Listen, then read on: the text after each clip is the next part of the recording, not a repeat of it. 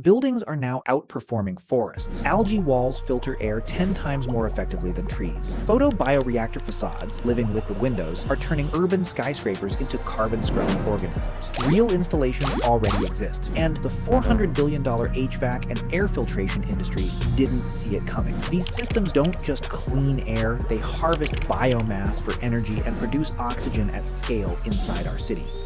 This is biology running as infrastructure. In the next 8 minutes, I'll break down exactly how 3 cities are already deploying this, and why 2027 is the tipping point. To hit that 2027 tipping point, we have to address the dead building crisis first. Right now, our cities are packed with massive, airtight boxes that are biologically silent. We are trapped in a losing battle, pouring capital into a $400 billion air filtration market that is fundamentally stagnant. Here is the problem the industry is hiding. Mechanical filters are passive. They trap dust, sure, but they are powerless against the real enemy, the invisible buildup of CO2 that chokes indoor environments. We are using 20th century mechanical lungs to solve 21st century problems. It's an energy-hungry loop that's scaling toward a dead end. But in 3 major global hubs, the script is being flipped. The era of the dead building is over. We're moving from filtering the air to generating it. To answer how a building can outperform a forest, we have to look at the micro worker. Nature already cracked the code for the 2027 shift. We just finally learned how to compile it. Microalgae is the ultimate biological cheat code. While a massive oak tree takes decades to grow and scale, this liquid algorithm is 10 to 50 times more efficient. It's pure optimization. Think about the math. A 30-year-old tree is a carbon capture giant, but we've shrunk that power. Just 2 square meters of this bioreactor liquid can outperform that entire tree. It's a high-octane system upgrade. We're not just planting forests anymore, we're installing the most powerful atmospheric hack in history. But here is where the dead building logic truly flips. The biggest pushback to this tech is the dark office concern. The fear that covering windows in green liquid means working in a cave. In the old world, you'd be right,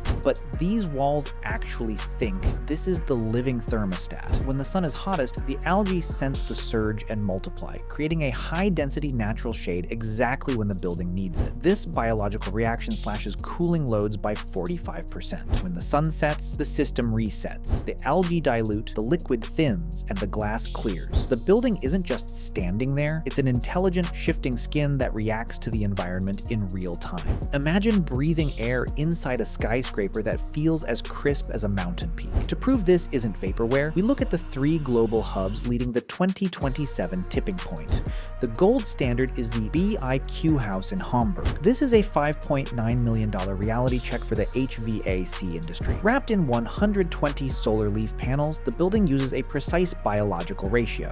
For every 1.8 kilograms of CO2 it consumes, it yields 1 kilogram of usable biomass. It's turning a liability, pollution, into a high-value asset. In London, installations by Ecologic Studio are proving this works in dense, low-light urban corridors. While in Dubai, the tech is being stress-tested to handle extreme heat that would melt standard systems. These cities aren't just filtering air, they are harvesting fuel. The biomass is collected and converted into biogas, meaning the building literally grows its own energy. We've moved from theory to a self-sustaining economy where the architecture pays for itself. Now, scale this logic across a global map. We are moving from sustainable, which is just doing less harm, to regenerative infrastructure. By the 2027 tipping point, this shift becomes an economic mandate. For a single retrofitted skyscraper, we are looking at $2.4 million in energy savings over a 30-year life cycle. That is capital reclaimed from the waste of 20th century heating and cooling. When an entire district switches to this biological operating system, the city stops being a carbon source and becomes a massive carbon sink. We are talking about removing 200 tons of CO2 per building every year. This isn't just a green initiative, it is a $1 trillion